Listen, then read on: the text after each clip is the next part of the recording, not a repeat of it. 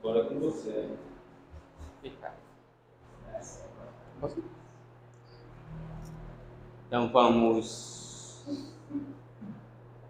estar em cima do horário, então vamos nos harmonizarmos com a espiritualidade, os nossos irmãos de trabalho, nossos irmãos de estudo, para que essa sala possa ter muita paz, tranquilidade e luz. Já pedindo, Senhor Jesus, que o Senhor possa auxiliar a nossa irmã Micheline, para que ela possa trazer todo o conhecimento, os ensinamentos que serão dados a encarnados e a desencarnados, para que nós, Senhor, possamos sair daqui mais esclarecidos, fortalecidos, amparados pela fé. Vamos pedir para que nosso irmão Ricardo possa fazer nossa prece de início. Mestre amado Jesus, estamos aqui, Senhor, mais uma vez reunidos para estudar os teus ensinamentos pela ótica da doutrina dos Espíritos, essa doutrina que nos esclarece, que nos orienta e que nos consola diante das dores, dos sofrimentos, das dúvidas, das incertezas. Queremos também pedir à equipe espiritual amiga que se faz aqui presente, que nos auxilie, que nos inspire, que a pessoa Micheline, que vai fazer uso da palavra, possa trazer o seu estudo, o seu conhecimento, trazer para nós de forma clara, simples e objetiva. E queremos finalmente pedir ao nosso Pai Maior, Mestre Jesus, através da prece que tu nos ensinaste, dizendo: Pai nosso que estás nos céus, santificado, Pai, seja o teu nome, venha a nós o teu reino, seja feita, Pai, a tua vontade, assim na terra como nos céus. O pão nosso de cada dia dai-nos hoje, perdoando os nossos erros, assim como nós devemos perdoar quem tem errado conosco. Não nos deixa cair em tentações, mas nos livra de todos os males. E diante dessa prece, amado Mestre Jesus, passamos a palavra ao dirigente dessa noite para que o mesmo, com a tua permissão e a permissão da equipe espiritual amiga, possamos dar início a mais uma noite de estudo na tua santa e doce mãos. Que assim seja, São Senhor Jesus, com sua presença entre nós, iniciamos os estudos ao Santo e Doce Paz. Que assim seja. Bem, o Evangelho segundo o Espiritismo, de Allan Kardec, vamos a esmo ver qual é a lição para todos nós. É o capítulo 5. Bem-aventurado os aflitos, e o item 12, motivos de resignação. Capítulo 5, item 12. Motivos de resignação.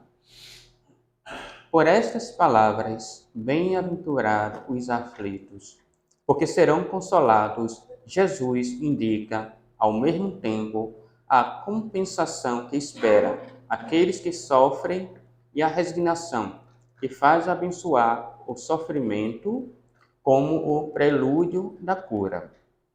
Essas palavras podem ainda ser traduzidas assim: deveis considerai-vos felizes por sofrer, porque as vossas dores neste mundo são a dívida das vossas faltas passadas. E essas dores, suportadas pacientemente sobre a terra, vos poupam séculos de sofrimento na vida futura. Deveis, pois, estar felizes, porque Deus transformou vossa dívida, permitindo pagá-la presentemente, o que vos assegura a tranquilidade para o futuro. O homem que sofre é semelhante a um devedor, que deve uma grande quantia a quem diz o seu credor: se me pagardes hoje, mesmo a centésima parte da dívida, eu vos darei quitação e todo o resto, e sereis livre. Se não o fizerdes, eu vos perseguirei até que tenhais pago o último centavo.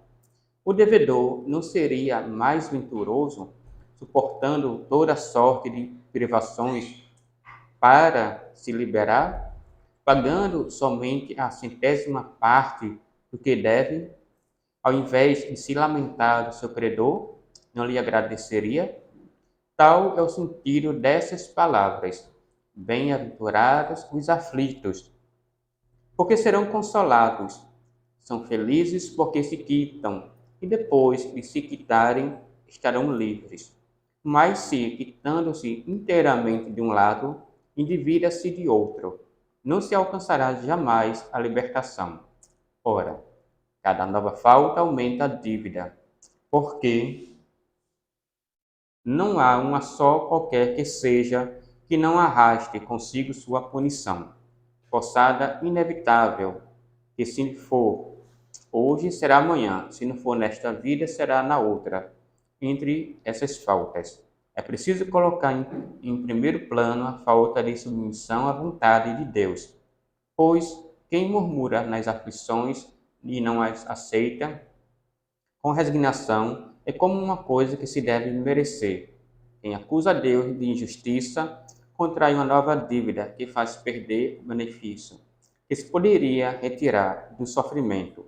Por isso seria preciso recomeçar, absolutamente como se a cada credor que vos atormenta pagasseis prestações, tentando-lhes a cada vez um novo empréstimo. A gente para por aqui, deixa um pouco mais rapidinho, mas o que me chamou a atenção foi aqui, recomeçar.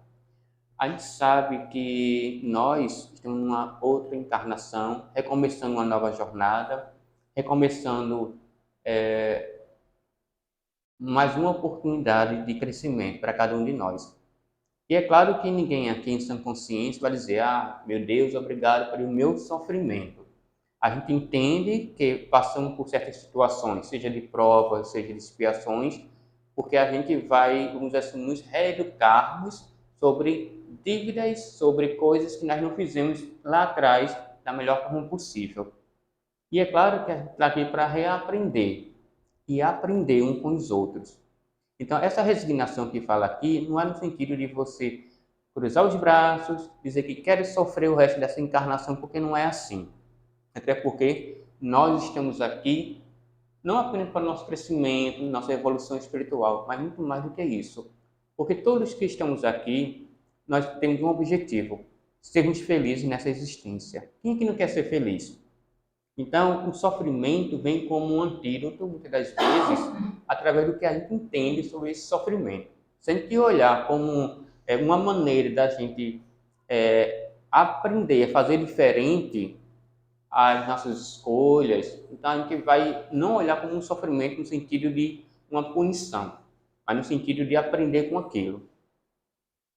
Bem, nós temos 2 minutinhos, se alguém quiser participar, fiquem à vontade para falar alguma coisa. Fiquem à vontade se quiser falar.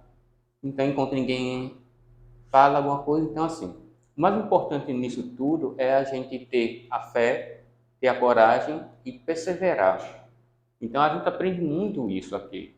Então, a gente vai caminhando, a gente vai dando os passos para que a gente possa aprender, para que a gente possa realmente reescrever. Eu acho que a gente pode fazer isso todos os dias, todos os momentos, reescrever a nossa história, a nossa vida, seja coletivamente ou individualmente. A gente tem muito o que fazer para que a gente possa avançar. Então, alguém quer falar alguma coisa? E quando a gente trabalha também, né, em prol do próximo, acho que até uma lição da nossa última campanha aqui, né, que eu também falei isso, quando a gente trabalha em prol do próximo, as nossas dores são atenuadas. A gente tem essa dor e a gente se dedica a ajudar os outros. Campanha de serviço voluntariado. Sabe o que é mais interessante, Teresa? É porque a gente, quando começa a entender que as nossas mãos não são feitas exclusivamente ou especificamente para, vamos dizer assim, causar dor. A nossa mão pode aliviar muita dor, não é? Então a gente começa a entender isso. A gente não precisa levar a dor para as pessoas, e a gente não precisa também receber a dor. Então, as nossas mãos, elas têm vamos dizer assim, um caminho totalmente diferente do que muita gente usa por aí. Então, o sofrimento que uma mão causa, a mão também pode aliviar esse sofrimento, não é? Não é o que a gente faz?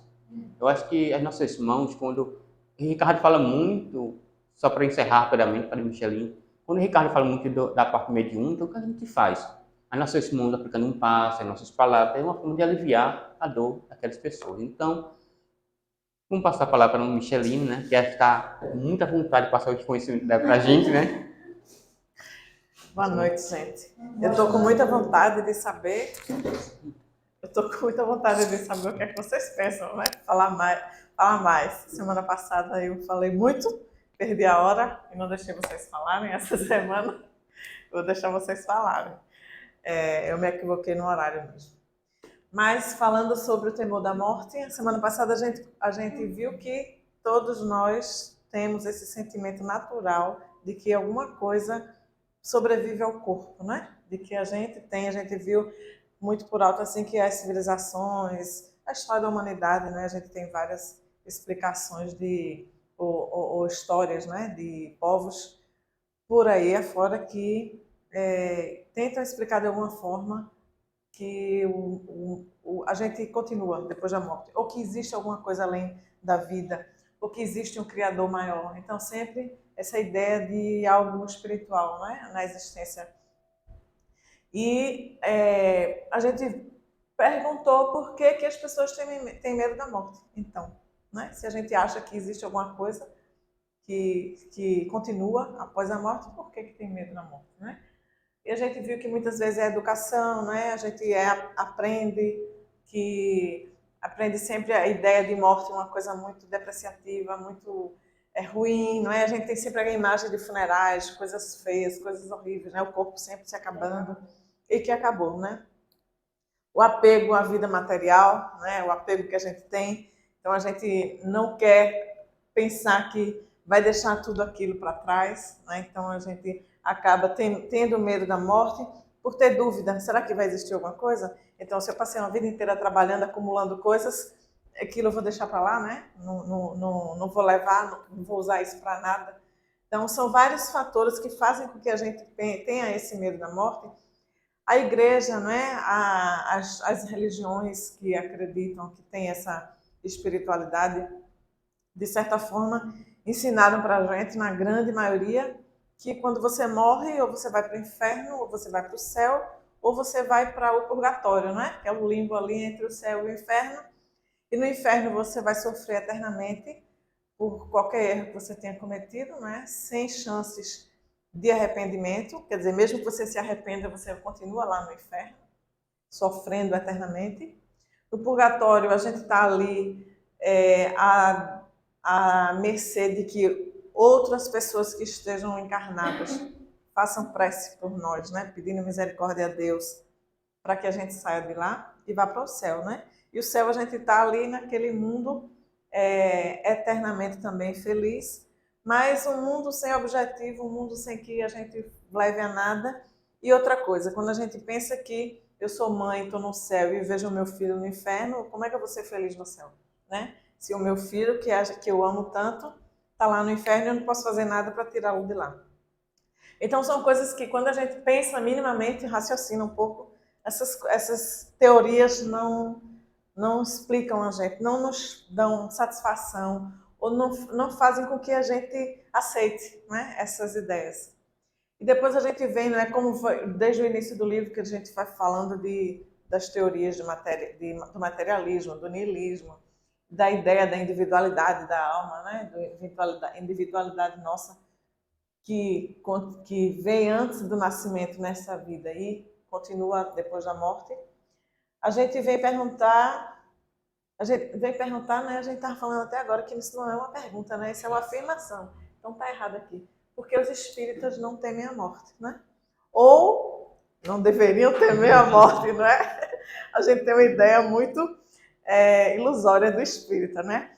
Porque a gente tem que lembrar que um bom espírito é aquele que está tentando melhorar, né? Então a gente está tentando se melhorar. E a gente viu aí na pandemia que 90% dos espíritos têm medo de morrer sim. Mas não era para ter, né? A gente entende? Então, por quê, né?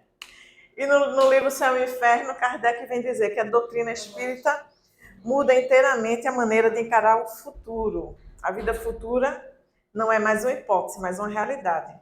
O estado das almas depois da morte não é mais um sistema, é mais um resultado de observação.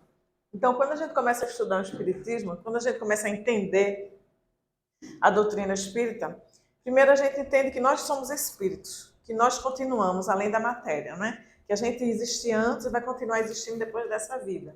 Então, a gente tem uma certeza de uma vida futura. A gente tem a certeza que depois que esse corpo acabar, nós vamos continuar.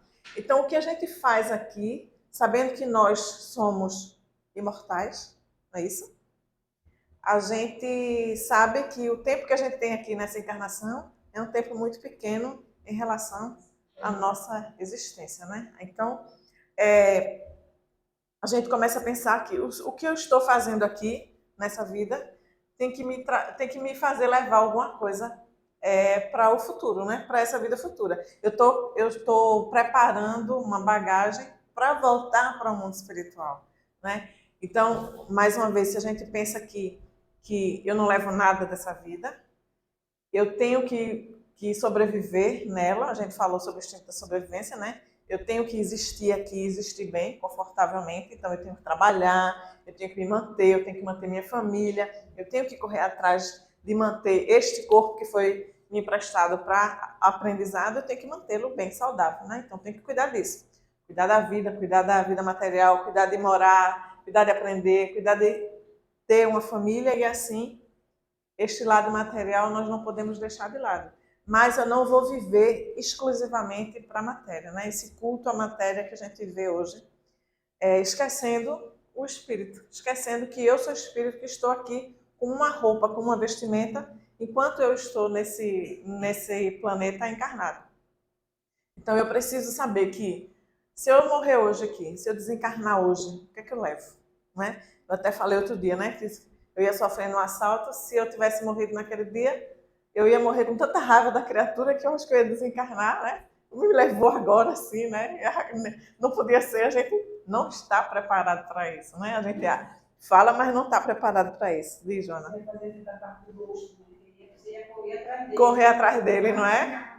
Não é? Então a gente vê que se a gente para pensar, não é? Aquela frase, né, que diz que a gente deveria viver como se fosse o último dia, o último momento, como se não houvesse amanhã. Isso traz um sentido para a gente tão grande, porque eu começo a pensar, o que é que eu estou fazendo aqui hoje? Né? O que é que eu vou levar? Quando a gente começa a fazer essas reflexões, a gente muda completamente a nossa vida.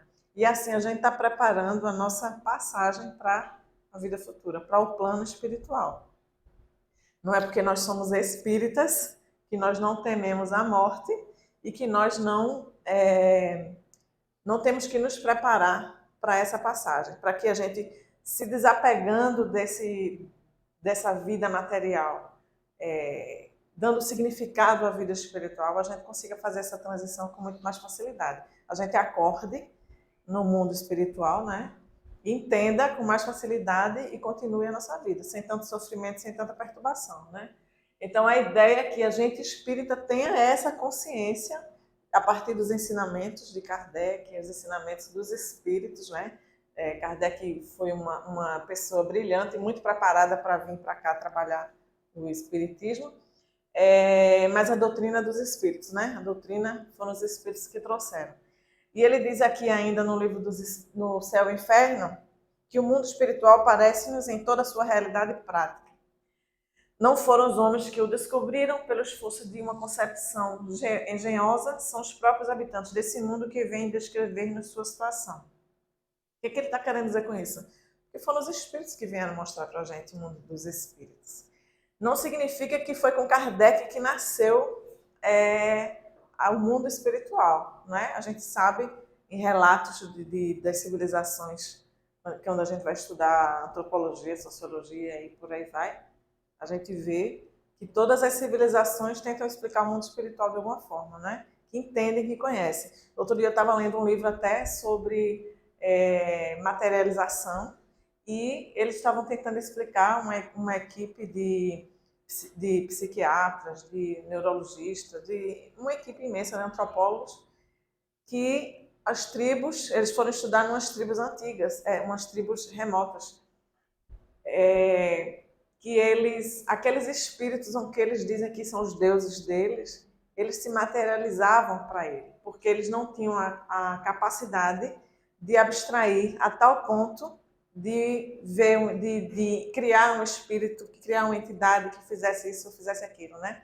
Então eles começaram, através dos estudos, dos relatos, eles passaram um tempo estudando com a civilização, depois eu vejo esse livro para vocês, que existiam materializações desses espíritos para aqueles povos antigos, para que eles conseguissem ir identificando um ser maior que vinha para ali ajudá-los, né? Mas... No caso dos orixás, para nós,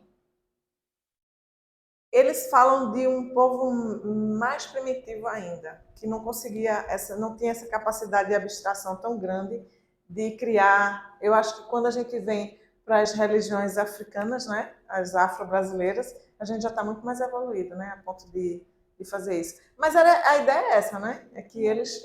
no sentido de materialização de Deus. Eles falam que eles já trabalhavam com ectoplasma das pessoas, né, de que eram médias ali, que ninguém nem imaginava essas coisas, né? Então, para a gente entender que esse mundo já existe desde sempre, né? E esse contato com o mundo espiritual e o mundo material também já existe há muito tempo. Só que com Kardec a gente vai vendo a história do espiritismo, né? Vem trazendo de Kardec, a gente vai mostrar aqui umas ideias que todo mundo, né, que estuda o espiritismo conhece, que vem trazer a história do espiritismo. Se a gente for ver um livro que eu gosto muito interessante, que eu ainda nem terminei de ler, que é A Revolução Espírita, ele vem trazer a evolução do pensamento humano até chegar no espiritismo. É sensacional, eu adoro esse livro. Eu achei muito interessante, embora seja tão filosófico que muitas coisas a gente não entende, né? A gente tem que parar e voltar para entender. Mas ele vem trazer a evolução do pensamento espírita até chegar no mundo de Kardec, né? Naquela época, o que estava acontecendo, quais eram as ideias que fizeram com que aquele mundo aceitasse essas ideias do espiritismo, aceitasse as ideias que o espiritismo vinha eclodir, né? Que vinha trazer. E fazendo até como que o espiritismo fosse o resultado daquelas ideias mesmo, né? Então chegou ali a espiritualidade para dizer, olha, desenhar mais ou menos assim, ou esquematizar para a gente entender que tudo aquilo que estava acontecendo, mas a humanidade foi sendo preparada para aceitar essas ideias, né? Houve uma evolução intelectual para que essas ideias fossem aceitas. Então, naquela época, a gente fala das irmãs Fox, né? No condado de Wayne, em Hydesville, não sei se é assim que chama, em Nova York. Veja, em 1848, mais ou menos nessa época aí, essas irmãs começaram a ouvir barulhos na casa, né, no quarto, não sei o quê, e começaram a curiosidade, a tentar entender o que era que acontecia, e tiveram a ideia de pedir para que a entidade, o ser, não sei qual era a ideia que elas tinham na época, repetir as batidas da mão. E a entidade repetiu, não com essa força, mas com muito mais violência, e chegaram a continuar essa investigação, essa curiosidade, ao ponto de perguntas serem respondidas, né, com sim ou não, e depois com alfabetos, até que começaram, e a vizinhança inteira no dia seguinte já estava dentro da casa dela, né, para saber o que era, porque isso espalha, deve ser uma vila pequenininha, até que eles chegaram a descobrir que tinha sido uma pessoa que tinha sido morta ali naquela casa, né? E, embora descobriram o nome e tudo mais, o corpo desse senhor, né, os restos mortais dele, só foi encontrado mais de 50 anos depois, né? Só foi descoberto enterrado na casa. Mas para a gente entender que a espiritualidade não iria fazer nada para prejudicar ninguém. Porque, embora ele dissesse, olha, essa criatura faleceu ali há 5 anos, mais ou menos, era essa a ideia, Se eles fossem dizer logo onde é que estava, ter prova e tudo mais, a pessoa que fez isso ia ser presa, né? Então, para mostrar também que esse não era o papel da espiritualidade, não era dizer, porque muitas pessoas foram mortas e nenhum espírito chegou ali para dizer onde é que estava, o que é que tinha acontecido, né? Não era esse o trabalho deles. O que eles queriam era que a gente realmente entendesse que existe esse mundo, que existem os espíritos e que estão aqui ao nosso lado, né? Não vou nem dizer ali, aqui ao nosso lado.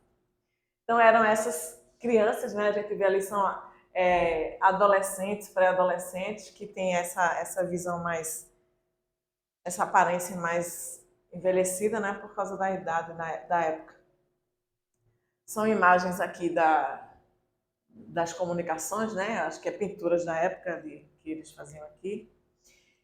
E a gente vê que, indagado a respeito da finalidade da semelhante tumulto, respondeu um espírito: nosso objetivo é que a humanidade inteira viva em harmonia e que os céticos se convençam da imortalidade da alma. Assim, os fatos vieram confirmar a estranha denúncia de um morto que vinha relatar a ação criminosa de que fora vítima havia anos. É para unir a humanidade e convencer as mentes céticas da imortalidade da alma, disseram os espíritos. As perguntas que foram sendo feitas naquela época. Para a gente ter uma ideia de que o que os espíritos queriam mesmo naquela época era que a humanidade tomasse consciência de que existe um mundo espiritual, de que existem os espíritos, de que não é só o mundo que a gente vive material que importa. Então a gente sabe que daí para frente foi tomando uma proporção tão grande, foram essas atividades, esses fatos que foram ocorrendo, mais pessoas foram participando disso e espalhando para o mundo inteiro, né? Não é que nunca tinha acontecido isso, já acontecia, mas a partir dali as coisas foram sendo mais divulgadas, talvez a espiritualidade fosse trabalhando mais nesse sentido, ou fosse permitido que eles fizessem mais essa comunicação, né? E a gente sabe que esses fenômenos das mesas girantes, né, chegaram à Europa e fizeram um frenesi, né, uma festa lá. Então, esses fenômenos das mesas girantes foram acontecendo na Europa de maneira que era um evento social, né, eram espetáculos que aconteciam, e Kardec, na época, foi chamado para conhecer esses ensinamentos, para participar de uma dessas situações. E ele foi, a princípio, cético, né? Não aceitava isso, mas começaram a dizer que as mesas realmente falavam coisas, né? Que respondiam a perguntas. E ele, como uma pessoa inteligente, com qualquer pessoa que vai pensar e vai raciocinar, essa mesa não pode falar, porque ela não tem cérebro, não tem. Então, não tem sentido isso, tem alguma coisa errada aí, então começa a investigar. E depois é apresentado para ele uma série de estudos que já estavam sendo feitos, né? Questões que já estavam sendo aplicadas. A gente já via que existiam médiuns que estavam recebendo comunicação de espíritos e trazendo conversações muito mais elaboradas do que simplesmente as brincadeiras, né? Então, ele foi investigar a fundo e levar a sério. Diz que uma das coisas mais difíceis para Kardec de aprender, de entender, foi a reencarnação, né? Isso foi uma das últimas coisas que ele aceitou, porque ele não era o que ele acreditava na época. Aí Arthur Conan Doyle vem dizer nesse livro, A História do Espiritualismo, era como uma nuvem psíquica descendo do alto e mostrando-se nas pessoas suscetíveis. Esse livro é muito conhecido como A História do Espiritismo, mas a gente vê que a tradução foi errada, né? Ele é a história do espiritualismo, não é espiritismo. E vem Kardec participar e conhecer as reuniões, trabalhar com as reuniões mediúnicas, né, com os médiuns, investigar, trazer. Então, a gente tem no Espiritismo o resultado da codificação, onde Kardec faz um trabalho com os espíritos, de catalogar aquelas informações, de ver o que era verdadeiro. A gente sabe do ensino universal, né, onde as pessoas todas, onde as perguntas eram feitas a pessoas em todo o mundo, né, em médiuns de vários lugares do mundo, e Kardec só aceitava aquilo que realmente ele via que era a mesma resposta, o ensinamento era o mesmo, não que fosse igual, né? Mas a ideia, né? O fundo fosse o mesmo. Com a ajuda da espiritualidade, é lógico, com a inteligência dele, né? Porque ninguém faz uma coisa dessa se for um mero marionete, né? Uma pessoa que vai dizer, não, você vai fazer assim, porque ele tinha que raciocinar o que é que interessa. Se a gente for olhar simplesmente o sumário, né, dos livros, a gente vai ver que tem uma sequência lógica, que tem um encadeamento, né, de ideias para que a gente consiga entender isso com praticidade, né? Oi, Joana. Pensando que as coisas de Deus, né? Ele decidiu que seria. É isso. Ele ensinou para falar assim. Ele quis que acontecesse, né? Tinha que acontecer isso aí. E. Eita, me fugiu o microfone. Foi o microfone. Pode falar mais pertinho. Você diz as coisas de Deus, né? Que fez com que tudo isso acontecesse. Eu queria dizer também, eu ia dizer outra coisa, não esqueci, mas daqui a pouco vem, é que Kardec, como você disse, Kardec, eu achei muito interessante, porque se ele também foi questionado se ele queria, né? Sim. Fazer a codificação. E se ele não quisesse, ele já tinha outra pessoa preparada para fazer. Outros né? inclusive. Já tem outros preparados para fazer. Isso. Quer dizer, né? As coisas de Deus vai acontecer. Se a gente não quiser trabalhar, tudo bem, tem outros que vão trabalhar, mas vai acontecer. Aí eu achei muito interessante isso. Deus é perfeito, né? Não faz nada por acaso, né? Então, e outra coisa que também vi numa coisa, dessa vez, eu fiquei pensando, porque Deus não entregar a uma pessoa só, né? Uma coisa dessa aí, que seria para mudar a vida da gente, né? Não teve a tempo de Jesus, não teve. Então, eu fiquei pensando, na época de Jesus, né, eles poderiam, mesmo que também Jesus só foi na época que já deixou tudo pronto, já tinha falado um monte de coisa, né? Um monte de ensinamento, mas fizeram o que fizeram. Mas agora não tem para onde nada. Mesmo que fizeram queimar os livros, mas a doutrina dos Espíritos veio, porque é dos Espíritos, não tem condições, né? Ninguém interferir, assim, entender isso aqui. É muito forte. E como a gente viu, esses fenômenos foram acontecendo no mundo inteiro, né? Então, não é cada só um lugar, não é só uma pessoa. E a gente vê assim, a gente vê o nome de Kardec, mas ele foi muito ajudado, né? Por muitas pessoas, né? Ele não trabalhou sozinho.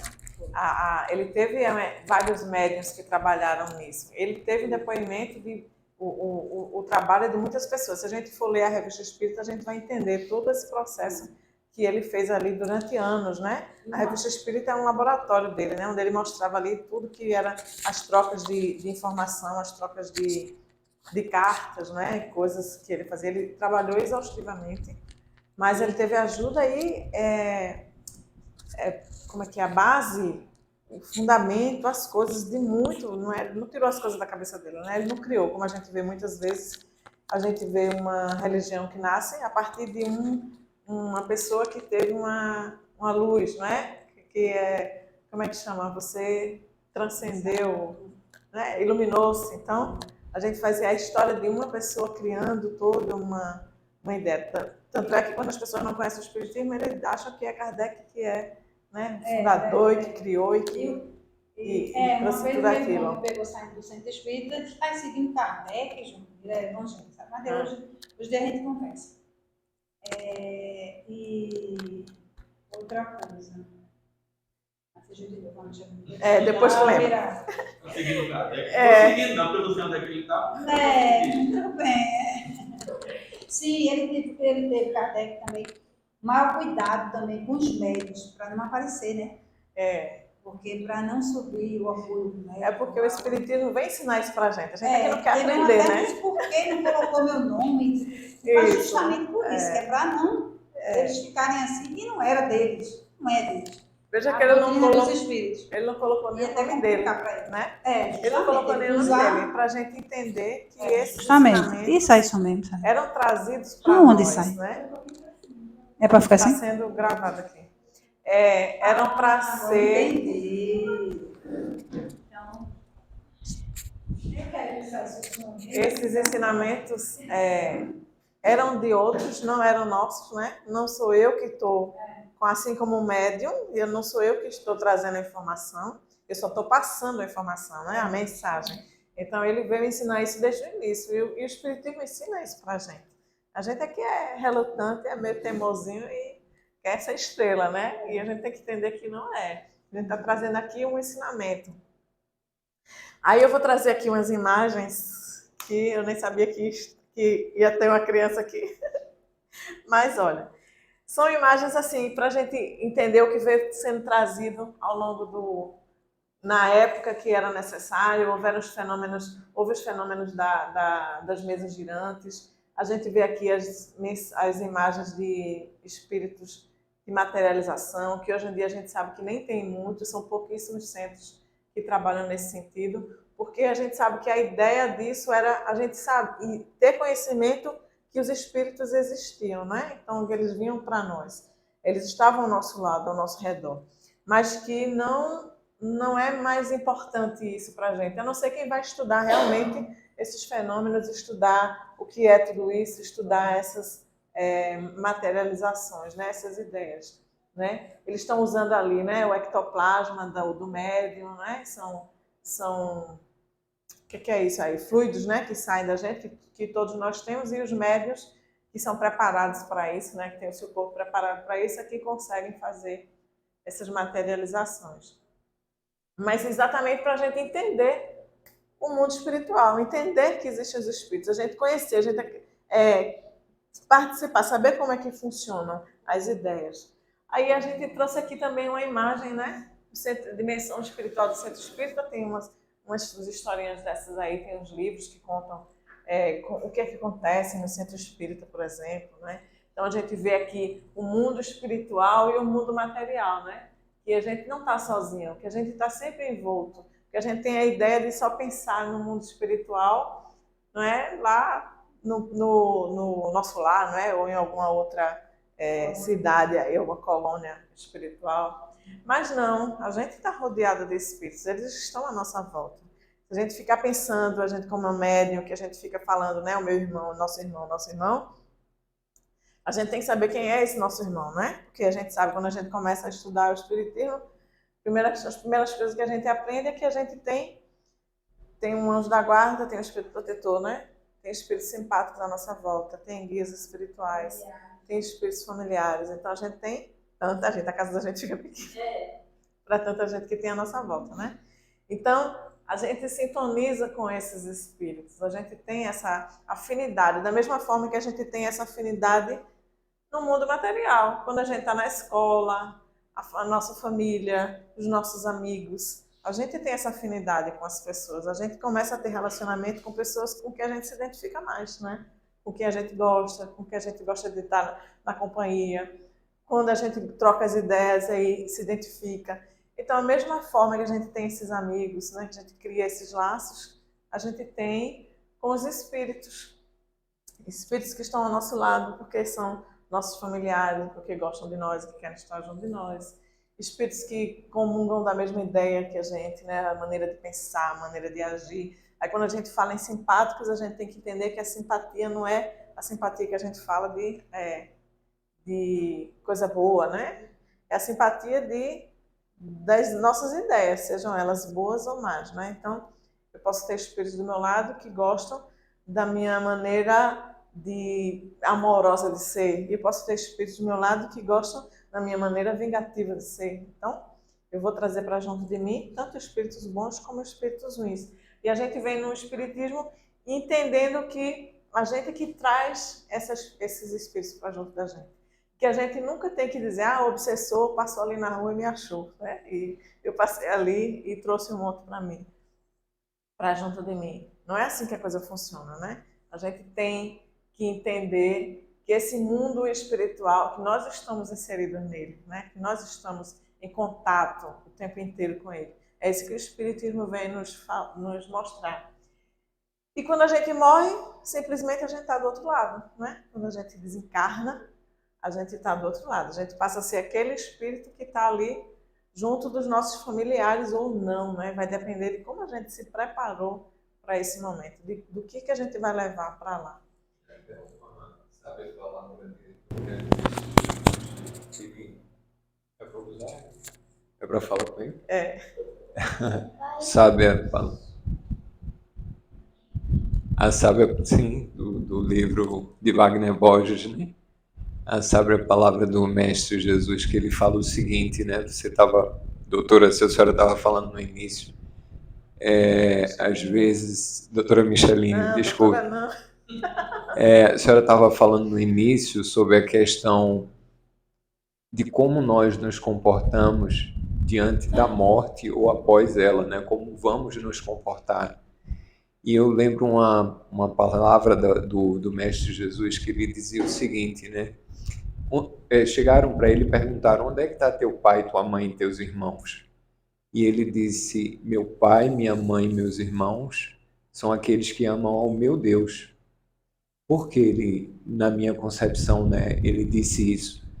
Porque quando há o desencarne, a nossa família, que é a família física, muitos que ainda vão esperar por essa família, lá do outro lado, nós temos uma família bem maior, né? Uhum. Então, essa aproximação e aí eu estava lembrando várias coisas, a senhora falando aí, explicando, e eu lembrando que nas diversas culturas, a senhora falou sobre a antropologia e sobre as diversas culturas que existem, pode até baixar lá no YouTube, tem um ser chamado Sai Baba. E nas reuniões que ele tinha, que a gente poderia chamar reuniões mediúnicas, vamos dizer assim, né? Ele costumava materializar objetos. Uhum. Ele costumava materializar correntes, anéis. As pessoas que chegavam próximo dele tinham essa questão também da materialização, né? Tudo que acontecia ali estava sempre em volta. Então a gente vê que essa amplitude desse conhecimento, né, ela não restringe-se somente após 1848, 1858, que foi século XIX, né? Se a gente voltar lá atrás, a gente vai escutar falar sobre a Lemúria, a gente vai escutar falar sobre a Atlântida, né? E eu lembro da aula de Ricardo no sábado, que foi uma aula muito boa, e Ricardo falando sobre a questão da materialização das moléculas, né? E aí a gente vai entender um pouco sobre essa materialização dessas moléculas, como a gente vê que essa preparação nos densifica, né? E toda vez que a gente se densifica, a gente fica mais preso à matéria, né? Uhum. E quanto mais leve, mais... né? Exatamente. Então a gente vê aqui, né, só passando umas imagens aqui para a gente lembrar o que é que o Espiritismo nos ensina, né? Que todos nós, quando a gente vai dormir, a gente sai do corpo, né? Voltamos para o mundo espiritual. Todo dia a gente morre. Todo dia a gente faz esse trabalho, né? Vai lá e volta. Uma vez vai chegar um dia que a gente vai e não volta mais. Aí chama. E a gente precisa se preparar para isso todos os dias, né? Todos os dias a gente tem que ver onde é que a gente anda, com quem é que a gente anda. Então a gente vê aqui o mundo espiritual, eu posso estar, né, de acordo com o meu momento quando eu desencarnar, eu posso estar num local onde eu vou trabalhar, onde eu vou aprender, onde eu vou no hospital, se eu precisar de tratamentos e tudo mais. Eu posso estar envolto em culpa, né, em sofrimento, e criar o meu mundo. Eu acho aquele filme fantástico, que é O Amor Além da Vida, né? Eu ia até botar uma imagem dele aqui e acabei passando. Eu adoro aquele filme, porque eu acho, a gente olhando ele com a visão espiritual, que né? Mas a gente cria o nosso inferno e o nosso céu, né? Então, veja, ali é perfeito aquela ideia, né? De que eu vou estar bem quando eu crio essa atmosfera, né? Esse ambiente. E vou estar muito mal também quando eu crio isso, né? Quando eu estou ali em volta das minhas culpas, as minhas angústias, os meus sofrimentos. Então, eu vou criar. Não necessariamente que eu vou para um local assim, né? Não existe um local determinado dessa maneira. Mas é a nossa criação. E a influência dos espíritos que a gente tem que entender, estudar e lembrar disso todos os dias, né? Espíritos bons e espíritos maus, ou não é nem maus, são espíritos equivocados, né? Espíritos ignorantes, espíritos que estão precisando de ajuda, na verdade, né? E que a gente, se a gente não estivesse se preparando, aprendendo, entendendo todos os dias, a gente não consegue entender nem se ajudar, nem ajudar outros espíritos que chegam perto de nós, até pedindo ajuda, né? Da mesma forma, quando a gente tem espíritos que estão, pessoas que estão sofrendo, né? Esse Elcio mostrou ali, vai ser fumando, né? Droga. É droga ali. Acho que é droga. E o outro, sentindo, né? É como também na bebida, né? O espírito encosta e fica ali. Ele está ligado, né? Ele está ligado ao corpo do outro. O sofrimento é a mesma coisa. Quando o espírito sofreu muito, ele fica em cima, junto do outro, daquele que sofre. O microfone. Eu sofri também. O microfone chega, eu falo. E a gente não fala e a gente não faz isso enquanto encarnada? Hã? A gente não faz isso também. enquanto encarnada? Agora a Tereza quer falar. Eu escutei pessoas que disseram, né? Eu estava passando por certa situação e a gente vai pedir ajuda e a pessoa faz, não. Eu cheguei aqui, eu passei por isso, você tem que passar também, né? Mas então, não significa que eu já sei o caminho, eu vou ajudar outras pessoas a passar por aquele caminho. Não, eu passei, você tem que passar também. Então, é assim. E imagine, né? Desencarnado, que está mais liberto.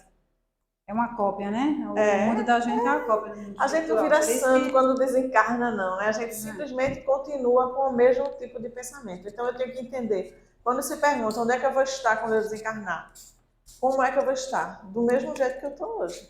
Com as mesmas manias, com as mesmas atitudes, com os mesmos pensamentos. Querendo brigar, querendo arengar, querendo sorrir, querendo fazer amizade. Do mesmo jeito. E pior, se eu tiver agarrado às coisas, né? As coisas, isso aqui é meu, ninguém tira. Então, quando eu desencarnar, eu vou infernizar a vida de quem tiver com as minhas coisas, né? Porque eu quero com as minhas pessoas, né? Com o meu marido. Ó, se eu morrer, meu marido, alguém vier chegar perto, eu vou infernizar. Aí, eu já disse que ele tem que ir me buscar no umbral. Mas aí, a gente precisa se desligar disso. Foi o que aconteceu com o André Luiz, né? Quando ele estava se cuidando, né, no nosso lar, mas que o pensamento dele foi, né, para a mulher, ele foi lá, né? Né? Ele voltou para um umbral, não foi? Não, teve mas aí eu vou estar no umbral e ele vai estar no nosso lar, né? Aí ele vai me buscar lá. Tem que ser, tem que ir. Com certeza. Me colocou lá, vai trabalhar para buscar. Aí a gente vem falar do desencarne, né? Como é que acontece, mais ou menos, tudo isso só lembrando coisas, ensinamentos do Espiritismo, né? Como acontece o desencarne, o Espírito está aqui, não, ele está, o corpo está aqui, né? Está desencarnando.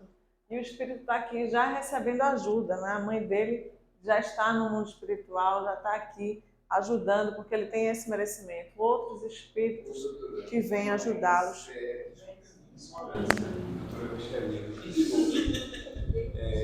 Só para a senhora tirar uma dúvida em relação a isso. No caso. Bruno sabe. Hã? Se não souber, Bruno sabe. Bom, mas o que vier será bem-vindo e a gente está aqui para escutar e aprender. Nesse caso, qual a diferença entre o ectoplasma e aquilo que o pensamento dele está projetando sobre... Porque a dor da morte, ela também é uma dor de ressignificar para ele, né? Aquela projeção que ele faz. Tá entendendo? Existem as várias projeções que a mente faz de forma inconsciente.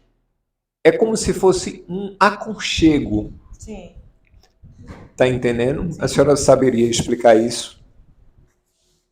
Só falando um pouquinho que eu vi Divaldo falar, como ele falou aí, a morte não dói. Não é uma dor, né? A dor física da doença, mas a morte não é uma dor. E a gente já passa no mundo espiritual, né, como está mostrando aí, né? E tem muitas pessoas, muitos espíritos que estão esperando a gente, mas que a morte não dói. Tem muitas pessoas que desencarnam direto, né? Que diz, morreu feito um passarinho. Deve ser esse exemplo. Geralmente quando já chega o tempo, ou quando a pessoa usa todos os fluidos, né? Um idoso que usa todos os fluidos, isso faria. Daí só ali passeando. São muitas Passear. questões aqui para a gente falar, Beleza. muita coisa.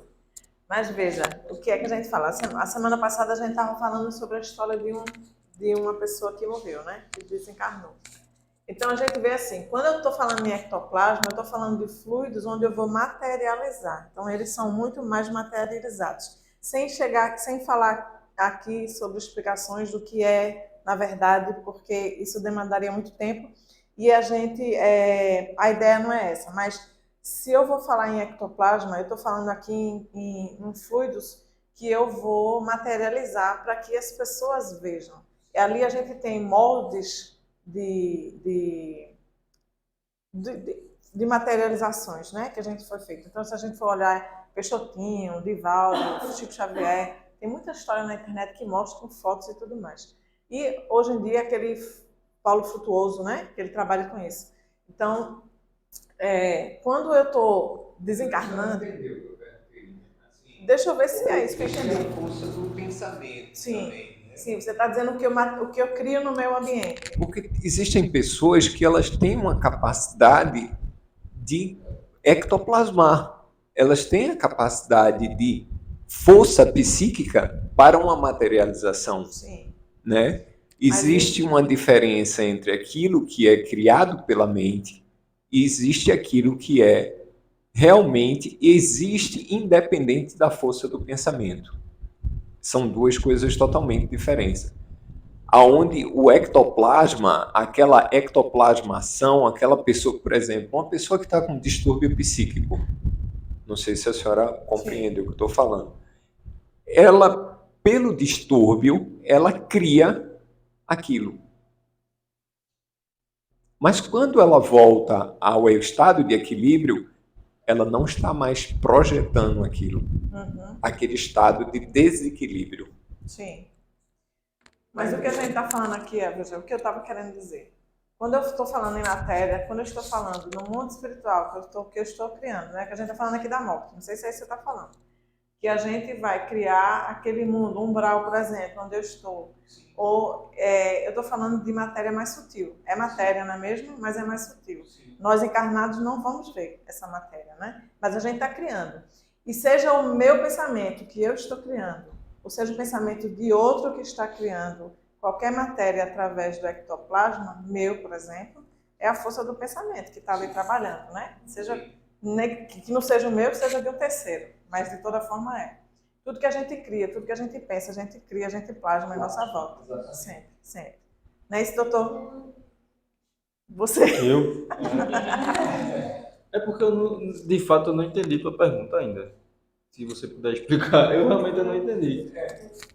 Novamente, né? Estou explicando novamente. A gente pegou aquela imagem ali, né? Existe a imagem que você está vendo que são a real. Existe a imagem que está ali, que não é a material, são os espíritos. O material, ele fisicamente, ele está ali presente. Mas o consolo da mente dele pode projetar aquela imagem que está ali. Você está achando... Entendeu? O fio de prata ali, ó, pode ser que seja isso também. Ali é o cordão de prata. Então, acho que seria só questão de visualizações diferentes. Quando Micheline ela traz essa foto, ela tenta mostrar o seguinte: é um momento de desenlace, né, e o espírito ele está sendo recolhido por uma pessoa que muito quer bem a ele. E não é uma projeção da mente dele que está ali, entendeu? Ainda encarnado. É basicamente essa questão. Que às vezes a projeção do pensamento ela chega a tal ponto que os mundos espirituais eles podem também ser uma criação. Sim, aí André Luiz fala pra gente o seguinte, que assim como os pulmões eles conseguem se comunicar automaticamente com o ar, no plano espiritual a gente substitui isso pelos nossos pensamentos. E é por isso que os nossos pensamentos têm muito mais, a gente sente muito mais influência, porque a gente adentra essa matéria menos densa, teoricamente, e aí tudo que a gente pensa, instintivamente a gente consegue plasmar, né? Criar. Que é justamente isso, é a questão do modo como existe a interação. Da mesma forma como é instintivo nosso, e a gente fala de automatismo também, que a gente vai entender vários outros jeitos que a gente consegue adquirir essa automação. Da mesma forma que a gente adquire essa automação, beleza? A gente também, quando desencarna, tem um automatismo de estar sempre plasmando. Aí você fala de estar sempre criando. Os nossos pensamentos estão para a energia criadora, para a matéria que a gente vai, assim como os nossos pulmões estão para o ar que a gente aqui habita. Essas imagens são do livro Voltaire, né? Que quem quiser ver, ele vai explicando o que é que acontece. E, na verdade, isso seria um trabalhador espírita, até um presidente do centro espírita, que acha que quando desencarnar vai estar no mundo feliz e vai voltar para contar para a gente tudo o que aconteceu. E ele, quando vai desencarnar, ele vê que não é bem assim. Aqui a gente vê o guia espiritual dele trabalhando no desencarne dele. Que a gente precisa da ajuda. Todos nós vamos ter, que a gente falou na aula passada, né? Todos nós vamos ter ajuda da espiritualidade no momento do desencarne. Como a gente vai ficar depois desse desencarne, aí depende do que a gente fez, do como a gente está, do que a gente pensa, do que a gente sente. Mas aqui realmente existem. Matéria, mas é uma matéria mais sutil, né? Não é criação da mente dele. É isso que você está pensando, né? Que você está... Eu pensei na questão do consolo, né? Porque todos nós temos uma forma de se consolar, vamos dizer assim. Sim. E como nós plasmamos, né? Então nós atraímos para nós aquilo que nós pensamos. Sim, sim. Pela lei da atração. Então, assim, se eu acredito num mundo mais sutil, né? E eu me permito a isso, eu vou viajar pelo mundo, por exemplo, quântico. Eu vou viajar espiritualmente por isso. Ou eu vou já reencarnar, né? Na linguagem da reencarnação. Mas aí é uma questão da plasmação. Se o indivíduo ainda está limitado àquela encarnação e ainda acredita que deve ficar por ali, ele vai ficar por ali dentro daquele mundo que ainda foi criado. A parede é uma limitação, a grade é uma limitação, é uma porta. Mas depende aonde aquele espírito despertou a consciência para adentrar mundos mais sutis. É espiritual da pessoa. Cada coisa no seu tempo. Eu posso criar muita coisa à minha volta, né? Eu, enquanto desencarnado, eu posso criar muita coisa à minha volta que me impeça de viver, de andar, de ir para outros lugares, de enxergar ajuda espiritual, né? Enxergar outros espíritos ao meu lado e estar até ligado ou enxergando somente espíritos mais materializados, mais enraizados na Terra, né? Mais o que é diferente, o que é diferente de uma criação por uma mente perturbada, no caso, né? Você vê, numa reunião mediúnica, por exemplo, chega uma entidade espiritual envolta em muito ódio. O objetivo de vida dele hoje é vingança. Ele encontrou aquela pessoa que ele acha que foi o algoz dele, encontrou. E fica ao lado daquela pessoa o tempo todo. Não vê nada ao redor, só aquela pessoa. Chega uma mãe desencarnada, um pai, um tio, um avô, um amigo querido desencarnado. Está ali do lado dele, fazendo prece, e ele não vê. Porque ele só plasmou, ele só pensa, a ideia fixa dela, é aquela monoideia. Vingança, vingança e vingança. Então está ali a mãe orando, pedindo a Jesus uma oportunidade de conversar e ele está cego. Parece que ele está envolto num muro que só vê o algoz dele. Aí quando vem numa reunião mediúnica que recebe aquele choque anímico, que tem aquele despertar e vem a conversação, vem a equipe espiritual influenciar ele, jogar ondas, o passe, né, aquelas vibrações, para que ele abra a visão dele e quando ele cai em si com esse choque, ele vê um ente querido ali e ali começa, não é nem a solução do problema, é o começo Para ele não só ver o algoz, mas ele vê uma mãezinha querida, um pai, um filho, um irmão. Aí é o despertar. Naquele primeiro encontro vai resolver? Talvez sim, talvez não. Vai depender muito da visão, da raiva, do ódio dele em relação àquilo. Tem espírito que naquela primeira conversa já vai começar a se desvencilhar. Vai ter outros que não. Mesmo vendo a mãezinha ali, tudinho, ele ainda vai continuar lá. Mas vai vir outros encontros e outros e outros. Aos pouquinhos ele tirando essa monoideia da cabeça da vingança e vendo que existem outras coisas. Então essa a ideia fixa cria esse plasma realmente isso, um mundo particular dele que é a raiva, é a vingança ou é o apego. Ela tem um apego à casa. Então para ele a casa onde ele viveu só é aquele o mundo dele. Ele não enxerga mais nada. Então isso pode ser com uma pessoa amada, como pode ser com a raiva. Então essa é o poder da mente. É muito perigoso. A gente tem que saber trabalhar ele.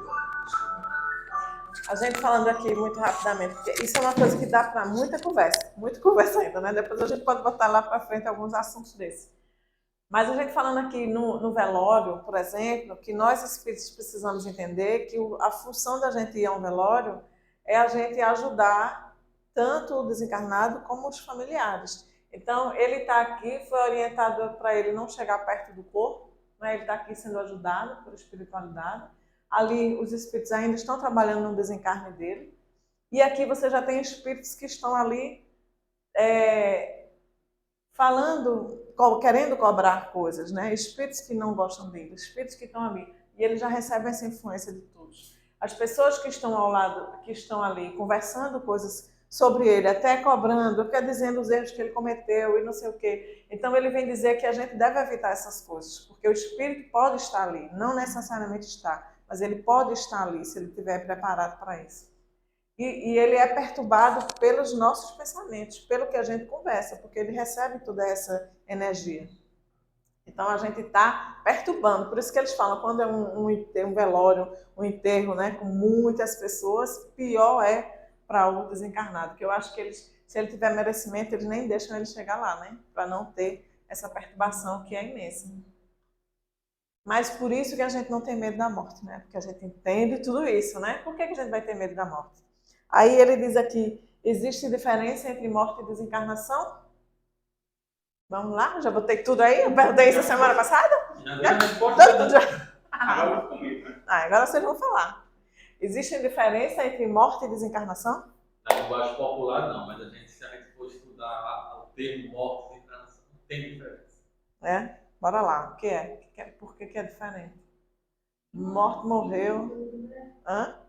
Morte é o fim de tudo. Morreu, Acabou-se. desencarnação é o desenlace, é a continuação. Alguém mais? Vamos conversar sobre a morte? Eu vou falar, Continuando. eu já sei, né? A gente conversou, então já conversou, não tá certo, eu vou falar não. Então, ele vem dizer aqui que morte significa a extinção da vida física, né? A cessação completa e definitiva da vida orgânica. A morte é o corpo físico que acabou. Quando você diz ali é o fim de tudo, é o fim do corpo físico, né? E a desencarnação refere-se à libertação espiritual, ao desprendimento do espírito das coisas terrenas, sejam físicas, emocionais ou psicológicas. Lembra que eu estava falando daquele exemplo do Richard Simonetti, quando ele vem mostrar aqui. Eu queria ter encontrado as fotos dos desenhos que ele coloca lá, mas eu não achei. Onde ele vem mostrar a espiritualidade preparando o desencarne do benigno. Então ele vai desligando, né, o fio de prata, aqueles feixes de luz, ele vai desligando. Quando ele desliga o do coração, acontece a morte física, o coração dele para. Mas ele ainda está ligado ao corpo, né? Ele ainda está encarnado. E eles continuam trabalhando neste desencarne. E naquele caso, naquele exemplo, ele está participando de tudo. Ele continua vendo tudo. Ele sente incômodo e a mãe dele faz, meu filho, faça prece, né? Entre em sintonia com Deus para esse mal-estar aliviar. E é o que ele faz, né? Para se sentir bem. E por um lado é ruim, porque você está participando de tudo aquilo, E por outro, é bom porque quando terminar todo o processo, você está consciente de que desencarnou. Então você já continua ali, você está no mundo espiritual, já está percebendo tudo, já, inclusive ele participa do velório e tudo mais. Então, ele mostra essa diferença.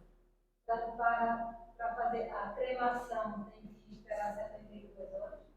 É uma sugestão que Chico Xavier deu, né? Porque ele diz que você pode, no caso que ele falou, ele disse que esse desencarne passaram 10 horas. Mas podem ser dias, podem ser meses, né? Dependendo da nossa ligação com o corpo. Ele disse que tem pessoas que ficam vendo o seu corpo se desmanchar, né? Os vermes comendo aquilo ali, né? Então ele fala ali que do Ivone do Amaral Pereira, ela conta uma dessas histórias no livro de reencarnação, como é que é? Esqueci ali, cadê Roso que não está aqui? Lembrança da reencarnação, como é que é? Uma historiazinha. Ela diz memórias, recordação da mediunidade, isso. Então, Ivone do Amaral Pereira, ela diz que numa das mortes onde ela foi suicida, ela sentiu os peixes comendo, né, o corpo dela. Então, existem vários, a gente sabe que os relatos são diferentes, né? As sensações são imensas. Não nem muito longe, na mediúnica, quando foi já entidade dizendo que está sendo comida pelos vermes, sentindo a corrida da parada, do lado. Pois é, a ligação que a gente tem com a matéria, né? Então, a gente vê que a gente morre e não desencarna, né? Então, o que acontece? A gente vai ser cremado ainda estando ligado ao corpo, né? Nem todo mundo, ele disse que tem esse merecimento de ter, quer dizer, não é merecimento, aqui não consegue. A espiritualidade não tem como desligar de vez, né, a pessoa. Ela tem que passar por um processo. E quanto mais a gente está ligado à matéria, né? Aí a gente pergunta, é possível morrer e não desencarnar? Mas acho que acontece isso quando você fala, a pessoa está muito ligada na matéria. Então, quando ele fica muito pegado, aí ele consegue desencarnar. Então existe. É possível. Então é possível, né? Não desencarnar. Eu penso assim, não sei como é a resposta. A gente pode morrer e não desencarnar, né? É possível desencarnar e não morrer?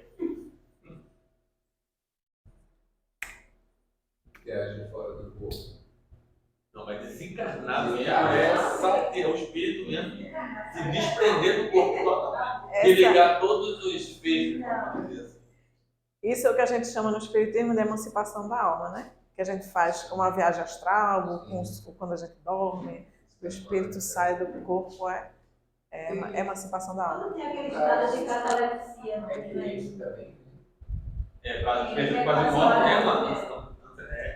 é emancipação da alma. Você sai do corpo, né? Mas não desencarnou. Fica preso ao corpo Porque alongado, né? Então não corta, não há aquele... O desencarne não corta. Aí ela vai perguntando se é possível desencarnar e não morrer. Desencarnar você tem que morrer. Isso aí.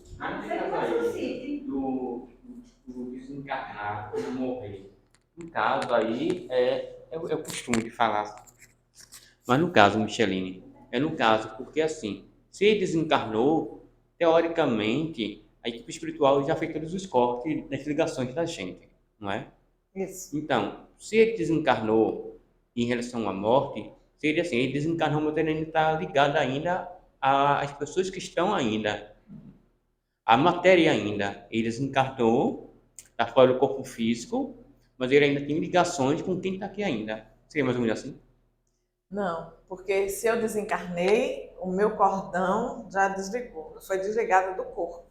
Eu não estou mais ligada à matéria. Eu posso estar aqui em espírito, vendo, participando junto dos meus familiares, mas eu não estou mais ligada ao corpo. Desencarnei, eu morri. Não Agora vejo. tem um livro chamado Autobiografia do Yogi, de Paramahansa Yogananda.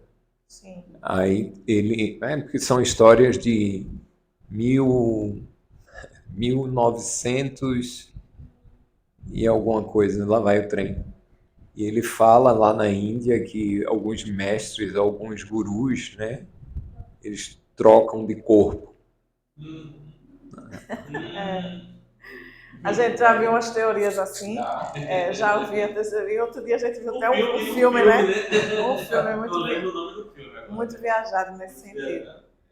Mas a gente tem um corpo que é onde a gente se liga, né? Quando na emancipação, na concepção.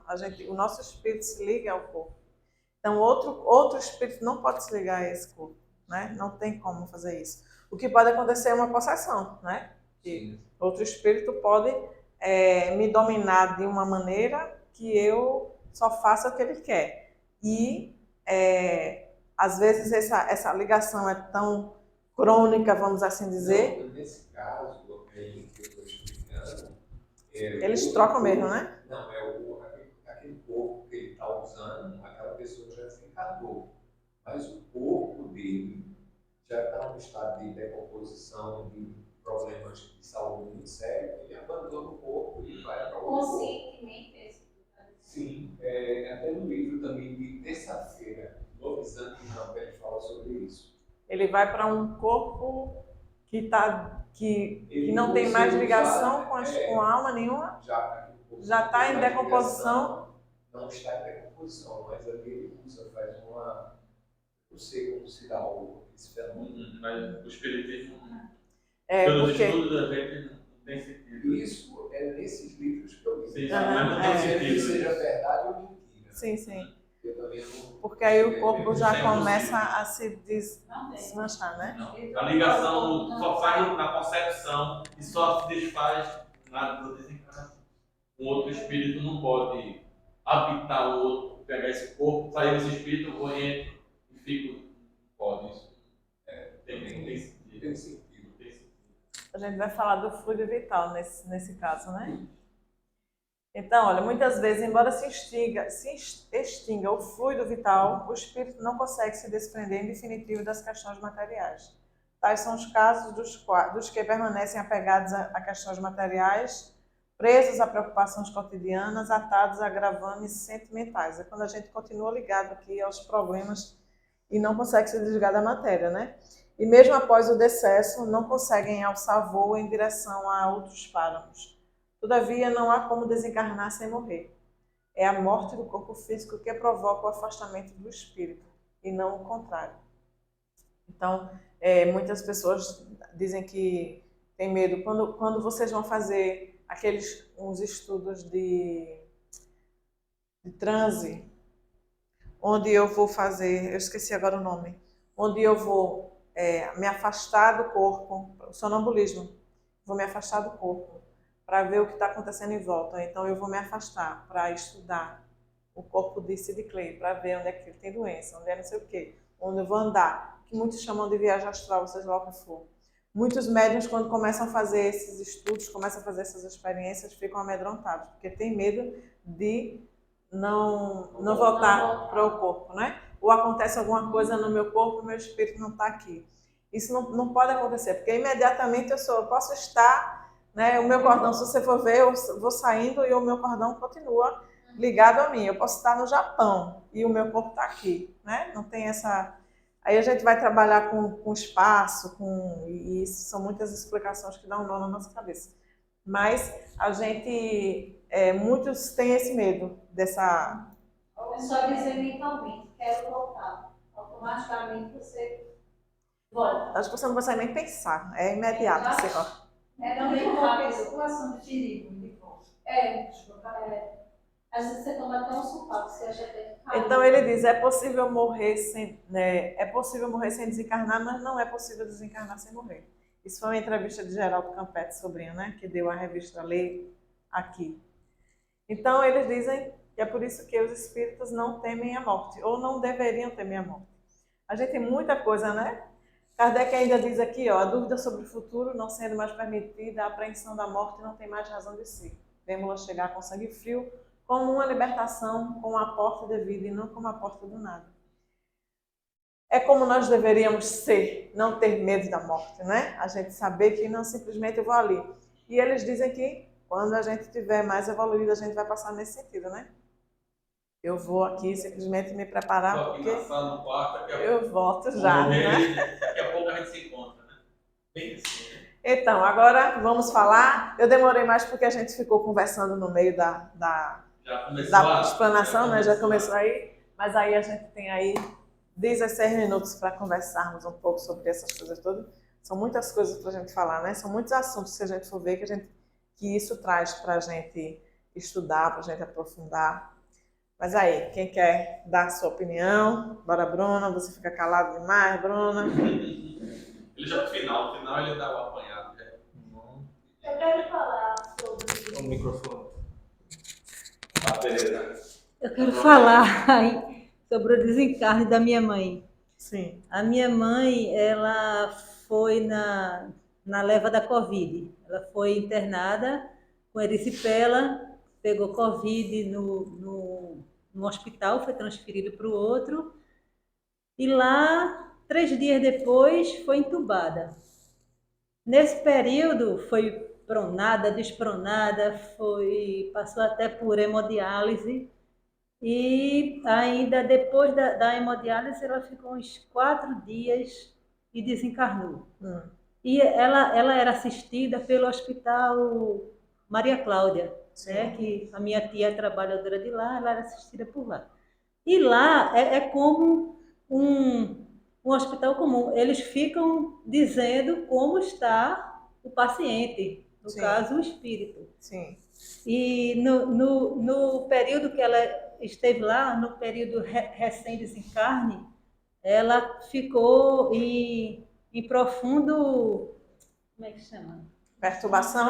Perturbação, Uhum. porque ela era muito ligada às coisas materiais e eles diziam que ela, sempre que acordava, tinha que ser colocada novamente em sonoterapia. Era esse o termo, né? Uhum. E que para ela realmente desencarnar foi preciso que eles chamassem a mãezinha. No caso, acho que é a minha avó, né? Sim. Que foi facilitar todo o processo. Pronto. Eu creio que ela ficou 8 meses no hospital, né? Eles preparando ela. Depois desses 8 meses, aí já veio a notícia de que ela estava conformada, já estava começando os trabalhos lá, auxiliando, né? Graças a Deus, que Deus a ilumine, que Deus nos ilumine a todos. Amém. Era isso. Agora, existe uma diferença, né, aqui. Você falou assim, ela passou muito tempo para desencarnar, o fato dela estar em perturbação espiritual, não aceitar o desencarne, seja lá qual for a situação dela, não significa que ela esteja ligada ainda ao corpo, né? Ele está falando assim, esse desencarne, essa demora, é quando você está ainda aqui ligado, apegado ao corpo, e muitas vezes a gente recebe essa ajuda da espiritualidade para trabalhar esse desencarne, para conseguir fazer com que você realmente se desligue do corpo, né? Então, ela pode ter passado ali, a gente vê exemplo, né? O que é mais fácil da gente visualizar é a história do nosso lar, né? De André Luiz naquele hospital, onde ele passa ali um tempo para se recuperar, para entender, e muitos casos que a gente vai ver. Não significa que ele não estava desencarnado ali, ele estava já, né? Mas ainda ligado às preocupações materiais, às minhas angústias, às minhas culpas, às minhas raivas, aos meus ódios, né? A gente vê aqui na reunião mediúnica, como o Ricardo falou, muitas vezes a gente vê espíritos que chegam assim, ainda muito arraigados na vida material, onde eu só enxergo aquilo que eu quero enxergar. E vai depender da nossa ajuda, da ajuda que a gente tem, pelo merecimento, é lógico, e também, muitas vezes, a espiritualidade está ali tentando ajudar, mas a gente não enxerga, né? A gente não percebe que eles estão à volta. A não ser quando a gente vai buscar ali ajuda, lembrar, por exemplo, que Deus existe, né? Lembrar e pedir socorro, eles vão nos ajudar. Esse período também foi muito difícil, né? Porque quando ela desencarnou, aí já foi o hospital chamando para tirar logo, porque Covid, para tirar logo, para ver o quê. Foi um período difícil. Já chegou no cemitério, colocando tudo que Agora, a gente falando o que a gente falou da semana passada, a melhora da morte, né? onde a família fica ali prendendo o corpo, né? Criando. As pessoas que desencarnaram pela Covid não tiveram isso, né? Porque os parentes não podiam estar ali velando o corpo, né? Para a pessoa não adoecer, não morrer, para a pessoa não ir. Eles provavelmente devem ter se desligado com mais facilidade. Quem mais? E a Temos tempo. espiritualidade também estava, né? Veio, né? Uma preparação, só que sabia do problema que tinha por vir. Então, Kardec tem razão quando ele diz que os espíritas não têm medo da morte? É porque a gente está estudando aqui, né? Porque tudo isso que Kardec nos traz é uma teoria. Calma, aí vem a parte mediúnica, onde eu vou ver essa teoria na prática ali. Eu vou conversar com o irmão, eu vou ver a situação dele. Uma reunião é pouco, 2, 3, 10, 100. Eu vou com ele, convido para a reunião mediúnica, eu vou vendo os exemplos, vou vendo as situações.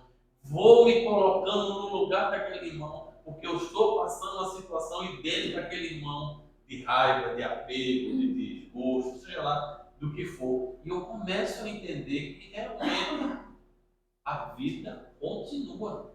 Não é um livro, como ele diz aí, não é um livro, não foi um homem que criou essa teoria. É um estudo, né? É uma coisa muito maior do que uma teoria. Não foi Kardec que chegou e disse a morte não existe. Não foi Kardec que disse isso.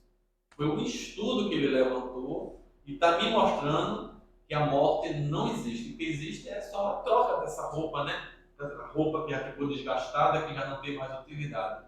Então, eu acho assim, a doutrina espírita tem essa parte prática. É uma parte, vamos dizer assim, até material da doutrina religiosa, onde eu estou vendo que realmente aquilo é uma prova, é uma constatação. Eu estou ouvindo ali semanalmente depoimentos, situações, está me mostrando que eu continuo vivo depois da morte. E eu continuo do mesmo jeito que eu era quando estava encarnado. Se eu era bom, eu continuo bom. Se eu era mau, se eu era perverso, eu continuo mal e perverso. A gente fala muito assim, não é um espírito ignorante. Mas eu me lembro de Orlando, teve uma aula disso, que uma pessoa disse, não, ele não é mau não, ele é ignorante. Aí Orlando disse, não, ele é mau. E Kardec está dizendo lá, ele é mau, ele é perverso. Ele, com a instrução, ele vai deixar de ser mau e perverso. Mas o espírito, ele é mau e perverso. Então ele vai estudar, ele vai deixar de ser ignorante. Mas não é porque ele é ignorante que ele é mau. Não. Então teve essa controvérsia, eu me lembro dessa aula, até eu sei até quem foi a pessoa que disse isso, mas não vem o caso. Mas realmente a gente vai estudar o Kardec e a gente vê que o espírito continua do mesmo jeito. Não virou santo, né? Existe esse folclore, vou dizer esse folclore. Ah, morreu, coitadinho. Era um homem tão bom, não valia nada aqui. Ele continua não valendo nada do mesmo jeito. Ele vai precisar deixar de ser ignorante, vai deixar tudo que ele fez de errado. Isso vai levar tempo. Encarnações, encarnações e encarnações. E isso não é uma prova que a gente tem. Então a doutrina espírita nos fornece esse laboratório que nenhuma outra doutrina religiosa tem isso. Esse laboratório vivo, onde eu vou conversar com as pessoas que desencarnaram. E a gente talvez até tenha chance de conversar com pessoas que conviveram com gente. Aí é uma prova a mais. Eu ainda não tive essa experiência, não sei se eu estaria preparado de conversar com uma pessoa com quem eu convivi aqui encarnado. Eu ainda não tive essa. Porque isso aí seria uma prova mais cabal dela, teria um negócio patente. Você conhece, né? Sabe que é ele mesmo. Sabe que é ele, eu vou ouvir o jeito de falar. Isso é uma pesquisa, isso é um estudo. E com o tempo a gente sabe o que vai acontecer. A gente não deve ter medo da morte, mas a gente tem esse medo da morte. Não vou dizer por causa da dor, né? Morrer não dói, a gente fica nessa dúvida. Mas tem os títulos, né? A lei de Deus, sobrevivência, conservação, né? Eu não quero morrer, eu quero continuar. Eu tenho muito o que fazer. Eu estou com 99 anos, eu tenho muita coisa que fazer ainda, né? 99 anos, eu quero muita coisa, eu não quero ir embora. Mas a vida está ruim, quem é que quer ir embora, né? Quem quer ir embora? Quer morrer agora? Quem quer morrer agora? Eu lembrei, eu digo, esse... Eu só não quero morrer agora porque eu não sei o que me falta ainda lá para chegar lá. E aí fez o quê? A gente tem sempre uma desculpa, né? Eu lembro que eu vi um homem falando, né, que foi com 80 e tantos anos, se alfabetizar para fazer o curso de medicina. Veja, com 80 e tantos anos. Eu olhei aquilo ali e disse, meu Deus, isso é uma vergonha, né? Eu disse, esse é mais espírita do que qualquer espírita, né? Porque ele está se preparando para a próxima encarnação, né? E a gente vai ver que nesse livro Céu e Inferno, lá, a segunda parte do livro, é depoimentos de espíritos que vieram contar como eles passaram, como eles fizeram essa passagem, como eles estão felizes, infelizes, sofredores, né? Criminosos e varaí. E você, quer falar alguma coisa? Quer não? Natinha, tá com sono, é? Já está chegando. Oh, então vamos lá. Agora é Bruno. Pensei que ele ia falar pra gente. Pensei que ele ia dar uma ideia, trocar uma ideia conosco. Bem, assim, falando bem rápido. Tá certo. O que Ricardo disse que queria passar, eu já passei aqui. Quando eu comecei aqui, logo no começo, quando eu comecei a fazer doutrinação, Orlando me colocou ao lado de um médico que já não frequenta mais aqui a casa. E a médium veio tudinho tal, e veio um homem. Esse homem começou a conversar comigo, disse assim, ele olhou para mim, que idade, disse assim, você parece tanto com meu filho. E começou a falar. Eu estava começando a doutrinação ainda. Conversei um pouquinho, tinha essa experiência que eu tenho hoje um pouco melhor. Quando a entidade se afastou, a médium disse assim para mim, Sidicley, era seu pai que estava aqui. Mas eu não sabia todo o processo como era, então assim, eu tive essa oportunidade Nem de ele conversar com sabia, meu né? pai naquele Mas você momento. não identificou ele? Mas eu não sabia que era meu pai, eu vim saber depois. Então, eu acho que assim, tudo no nosso momento, nosso amadurecimento. Então, você ainda pode ter a oportunidade ainda de conversar, né?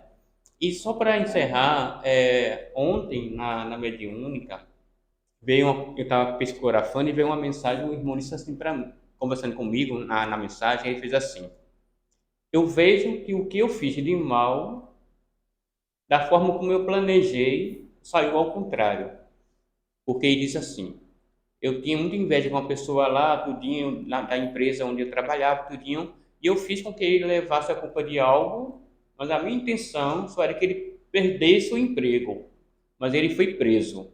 Tinha uma mulher com 3 filhos, e dentro da prisão, ele se sentiu, vamos dizer assim, muito humilhado com tudo, e mataram ele dentro da prisão. Então ele contava para mim que aquilo, para ele hoje, é a dor maior dele, porque a intenção dele só era fazer o homem ser preso e não que ele morresse. Aí disse que foi até a casa da esposa, disse que contou toda a verdade para a esposa, mas depois ele se matou com o remorso dele. E ele disse assim, que espera um dia poder reencontrar essas pessoas e pedir perdão por tudo. Então eu acho que a gente, como espírita, que nós nos dissemos que nós somos, com todo essa base que a gente tem teórica, mas a base realmente das comunicações, eu acho que a gente só vai deixar, talvez, Micheline, de ter medo, talvez um dia, quando a gente estiver muito mais ligado espiritualmente do que materialmente. Então, talvez a gente com essa ligação mais com a espiritualidade, talvez as pessoas enxergando mais os espíritos mais próximos, as famílias mais próximas, então talvez esse medo vai diminuindo. Hoje ainda nós temos medo, porque talvez não seja nem tanto o medo da morte, mas seja o que nos espera no outro lado. Quando a gente tiver consciência do que o que A está fazendo consciência, aqui vai nos fazer ter uma vida mais Como feliz, será não que é? vai ser, Aí a né? gente vai tranquilamente. Diz, Joana. Bruno hoje está dando de mal, não quer falar mesmo. Ricardo disse que quer ter uma experiência. Eu vou perguntar a Ricardo se ele já não sonhou com alguém desencarnado. Já sonhou? Dormi para lembrar do sonho. Ah, então. Muito difícil me lembrar do meu Todo sonho. dia eu pergunto a ele se ele raro. sonhou. Você já? Se vocês quiserem ler o livro, o livro até tem um espírito chamado Wagner Borges. Ele ensina você a sair do corpo de maneira consciente e você viajar fora do corpo. Se Então, você quiser ler, Traga para ver. Todo dia eu pergunto a ele, você sonhou? Você sonhou? Todo dia. Então, Ricardo, por isso que eu estou perguntando, porque a experiência também. Porque acabou de dizer ali, né, que toda noite a gente sai e vai para a espiritualidade. Então, eu já tive essa oportunidade, já conversei com minha mãe, ela me deu recados e tudo. Falou que meu pai dissesse para fazer assim, e eu realmente fiz e realmente era para ter, foi ótimo na minha vida. E também já sonhei com minha prima, né? Eu achei não, né? Deve ter sentido. Em casa, eita, passou alguém por ali, né? E depois eu sonhei com ela, conversando comigo, e eu dizendo, poxa, menina, a morte não existe mesmo, não. Olha pra aí, conversando com ela, eu mesmo. Aí quando eu ia assim com ela, assim, não, Joana, por aqui você não pode vir, não. Aqui quem passa, só quem pode passar sou eu. Aí eu fiquei ali olhando e ela foi. Então, pra mim, só não tive aqui, mas. Eu acho que eu devo ser muito preguiçoso. Acho que aí o pessoal vem me chamar, eu não vou não. Vou dormir. Ah, eu saio, eu já saí, já fui no bairro que eu já morei, tudinho, e voltei. Me vi passando no quintal, entrando na casa, no quarto, e eu deitei, quando eu deitei, me levantei. Tá entendendo, né? Me levantei. Então, Eu sonhei com é meu isso. avô. Meu avô me explicando até o que era a morte, inclusive. Eu estava longe daqui, não sabia que ele estava doente e todos os dias eu sonhava com ele. Todos os dias depois que ele morreu. E chega um dia que ele dizia para mim, ele morreu em novembro, aí chegou um dia que ele dizia para mim, ele vinha, conversava, eu não lembro de nada que ele disse, né? Não lembro de nada.